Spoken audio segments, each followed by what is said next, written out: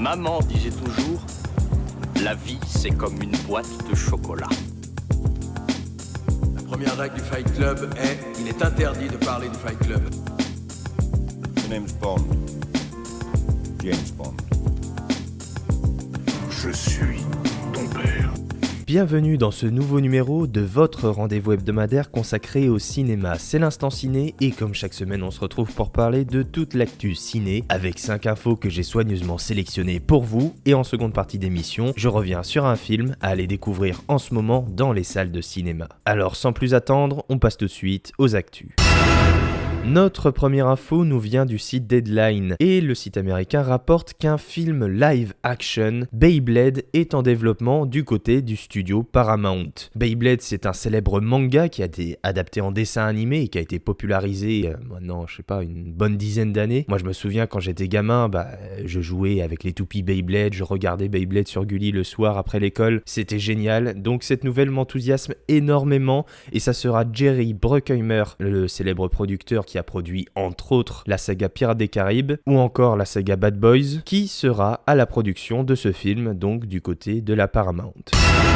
Continuons maintenant dans les actualités et on va parler du conflit en Ukraine parce que le cinéma aussi prend des mesures et plusieurs studios hollywoodiens annoncent qu'ils ne sortiront pas leurs films dans les cinémas russes pour montrer leur désaccord avec le conflit actuellement en Ukraine. Alors ces studios ce sont Warner Bros, Disney, Paramount et Sony. Une mesure relativement importante, même si le marché russe ne représente pas le marché majoritaire du côté d'Hollywood. Néanmoins, il y a plusieurs films qui sont sortis en Russie dernièrement qui ont fait de très beaux scores, je pense à, entre autres Spider-Man. Donc c'est une mesure assez forte quand même de la part de ces studios hollywoodiens, en soutien évidemment au peuple ukrainien. Toujours dans l'actualité malheureuse de cette guerre, un communiqué de la part du Festival de Cannes est sorti il y a 2 jours suite à l'invasion de l'Ukraine par la Russie et donc le Festival de Cannes dit dans ce communiqué qu'il ne prévoit pas en mai prochain d'accueillir de délégation russe ni, je cite, d'accepter la présence de la moindre instance liée au gouvernement russe. Donc là encore une mesure assez importante de la part du Festival de Cannes, sachant que l'année dernière le film de Kirill Serebrennikov avait fait sensation au Festival de Cannes mais le réalisateur n'avait pas pu être là parce qu'il n'avait pas le droit de sortir du territoire russe. Donc la Russie et le Festival de Cannes, c'est une longue histoire, et ici, donc, pas de délégation russe pour ce prochain Festival de Cannes qui se tiendra donc en mai. Continuons maintenant avec un petit tour des bandes annonces. Cette semaine, nous avons eu droit à la bande annonce du film Le Dernier Piano, à retrouver le 13 avril au cinéma. Puis il y a également eu les nouvelles images pour le film Les Secrets de Dumbledore, la suite des Animaux Fantastiques, la saga Harry Potter, à retrouver également le 13 avril au cinéma. Une énième bande-annonce pour ce film qui n'en finit plus d'être reporté, mais bon, apparemment il va bien sortir le 30 mars au cinéma, c'est le film Morbius, dérivé de l'univers Spider-Man. Et enfin, une bande-annonce pour le film Une mère, un film avec Karine Viard à retrouver le 23 mars prochain dans les cinémas. Toujours dans les actualités, sachez que Deadline nous rapporte qu'Ariana DeBose, qui a brillé dans le film West Side Story de Steven Spielberg, rejoint le casting du film Kraven le Chasseur, le film dérivé de l'univers Spider-Man, et va interpréter le personnage de Calypso. Et toujours dans les ajouts de casting du côté de Marvel, Patrick Stewart a confirmé dans un podcast qu'il reprendra son rôle du célèbre professeur X, notamment popularisé avec la saga X-Men, dans le film Doctor Strange in the Multiverse of Madness. Les secondes aventures solo de Doctor Strange verront donc cette figure iconique des comics et des films de super-héros revenir en la personne de Patrick Stewart. Et enfin pour terminer ce tour des actus, sachez que Paramount a lancé la production d'un biopic sur l'illusionniste Harry Houdini. Nous n'avons pas plus de détails sur ce film, mais c'est justement les scénaristes du film Beyblade dont je vous ai parlé en début d'émission qui pourraient écrire ce nouveau film, ce biopic donc sur Harry Houdini, une info qui nous est rapportée par Deadline. C'est maintenant l'heure du film de la semaine et cette semaine j'ai envie de vous parler d'un film britannico-américain, un film réalisé et écrit par Matt Reeves avec Robert Pattinson et Zoe Kravitz et ça s'appelle The Batman.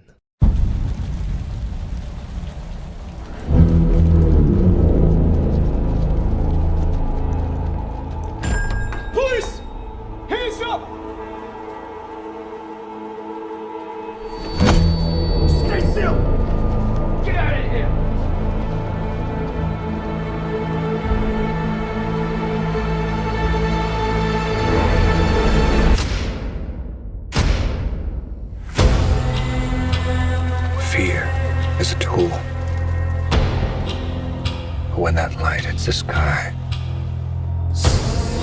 It's not just a call. It's a warning.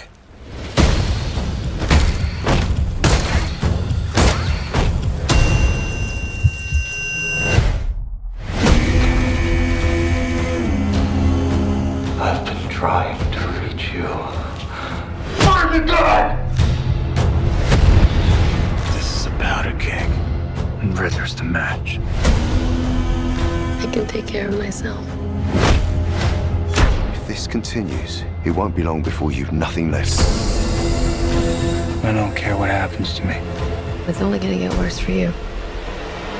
Il n'y a sans doute pas de mots assez forts pour vous dire à quel point j'attendais ce nouveau film, ce nouveau Batman, et pourtant c'était pas gagné. Moi je suis un immense fan des films de super-héros, je pense que vous l'aurez compris au fur et à mesure de ces émissions, et j'avais adoré le dernier Batman, interprété par Ben Affleck. J'avais été extrêmement déçu que Ben Affleck raccroche son costume et abandonne le projet d'un film solo qu'il aurait écrit, produit, réalisé et interprété, donc j'étais un peu triste. Et puis quand Matt Reeves est arrivé à la réalisation de ce film, je me suis dit tiens, ça pourrait donner quelque chose d'intéressant parce que Matt Reeves, c'est pas n'importe qui. C'est quelqu'un qui sait à Hollywood mêler cinéma d'auteur et cinéma en mode gros blockbuster hollywoodien. Il a fait des productions indépendantes comme Cloverfield ou des grosses productions comme les 2 derniers opus de La Planète des Singes. C'est quelqu'un qui fait figure d'exception un peu à Hollywood et nous rappelle l'âge d'or des grands cinéastes des années 70-80. Je pense à Spielberg, je pense à Coppola. Des gens qui peuvent faire du grand divertissement, du grand spectacle, tout en mettant à fond à ce qu'ils disent, à ce qu'ils font. Et c'est pour ça que Matt Reeves qui s'attaque à Batman, honnêtement, ça vend du rêve. Alors au final, qu'est-ce qu'on a ? On a un film qui s'impose comme un polar noir ultra sombre, hein. Globalement c'est la course un peu à quel Batman sera le plus dark, le plus sombre. Et bien là je pense que c'est dignement mérité et réussi pour ce film, avec un film à la fois dérangé, brutal, surprenant, à maintes reprises d'ailleurs surprenant. C'est une œuvre assez inédite en fait, bizarrement, même si on a eu droit à des flopées de films Batman, et je compte pas les séries animées et toutes les autres adaptations, etc. On peut penser qu'on a un peu tout vu du personnage. Et bien figurez-vous que vous vous mettez le doigt dans l'œil jusqu'à vous en toucher le fin fond du cervelet parce que vous n'avez pas tout vu de Batman si vous n'avez pas vu The Batman. C'est un film complètement inédit qui propose une vision complètement différente de ce qui a été fait antérieurement. Une œuvre à la plastique sublime, hein, ça c'est clair. C'est sans doute l'un des gros points forts du film, c'est son aspect visuel. On a un film, même s'il se passe quasiment à 90% dans le noir, la nuit, où il pleut, avec des néons, mais honnêtement c'est vraiment sublime. Il y a une patte visuelle, une patine incroyable, et c'est un régal pour la rétine tout simplement de voir ce genre de production qui oublie un peu les CGI et les fonds verts pour s'attacher un peu plus à des effets pratiques et au travail de la lumière, au travail de la photographie. Le directeur de la photographie du film est incroyable, il a bossé sur plein d'autres films et sur celui-ci il fait un travail exceptionnel, il donne une vraie identité, une véritable âme au film. Un autre artisan du cinéma qui fait un travail superbe, c'est le compositeur du film, Michael Giacchino, qui est un immense compositeur de la gamme d'Hans Zimmer par exemple. C'est quelqu'un qui a travaillé sur ce film depuis le début, pendant le tournage même. D'habitude quand on fait un film, surtout un film de ce calibre, la musique passe souvent en dernier, mais depuis que Hans Zimmer est arrivé avec ses collaborations avec Christopher Nolan, ça a commencé à germer l'idée de faire la musique en même temps qu'on fait le film, vraiment en même temps de la production du film. Et Michael Giacchino avait déjà trouvé le thème de Batman pendant la production et fait des thèmes comme ça pour les personnages de Batman, de Catwoman, le méchant de Riddler, ou encore le personnage du pingouin interprété par l'excellent Colin Farrell, qui est méconnaissable sous ce maquillage mais qui est vraiment génial dans le film. Donc on a dans ce film une véritable identité visuelle, musicale, sonore. On a l'envie de nous immerger dans un Gotham qui est comme une sorte de personnage en lui-même, hein. Cette ville trouble, cette ville sombre, gangrénée par la criminalité, la pègre et la corruption. On ne sait plus à qui se fier dans ce film et c'est quelque chose de très angoissant, et la mise en scène soutient véritablement la narration qui veut faire un film angoissant, dérangé, un peu fou, un peu cinglé même. C'est quelque chose qui s'assume complètement, même si la narration, l'intrigue est faussement complexe, hein. Globalement, c'est un des reproches, un des tout petits reproches, un des seuls, un des rares même qu'on pourrait faire au film, c'est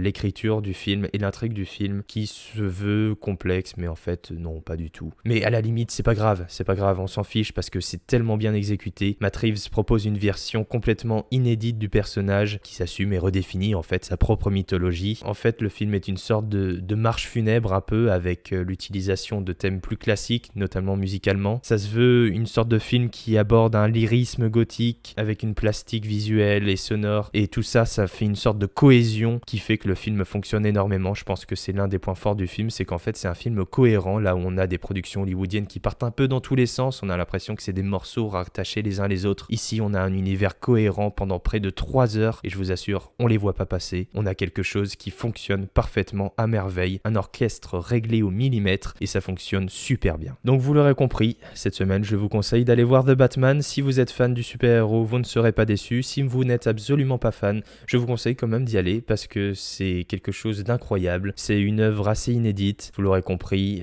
très particulière et je pense qu'elle peut vraiment plaire aux néophytes comme aux passionnés. Allez découvrir The Batman au cinéma.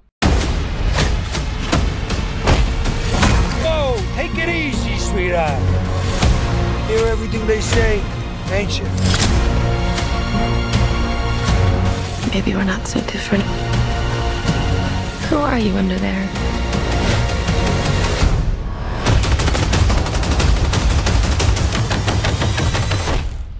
I'm vengeance.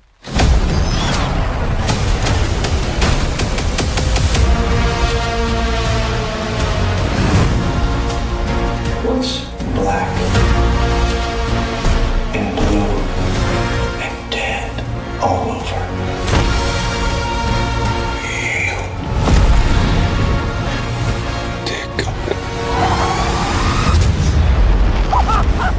I got you! I got you!